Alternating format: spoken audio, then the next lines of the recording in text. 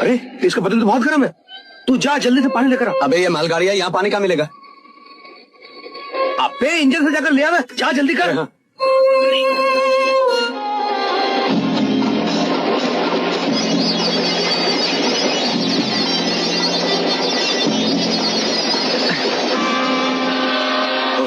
ये तो diesel engine है।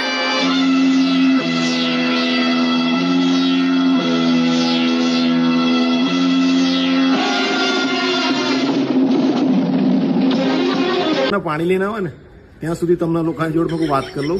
હેપી ન્યુ યર, તમારા આવનાર વર્ષ એકદમ શુભ રહે અને તમે સ્વસ્થ રહો અને આખું વર્ષ મારી રીલ જોવા માટે તમારો ખૂબ ખૂબ આભાર।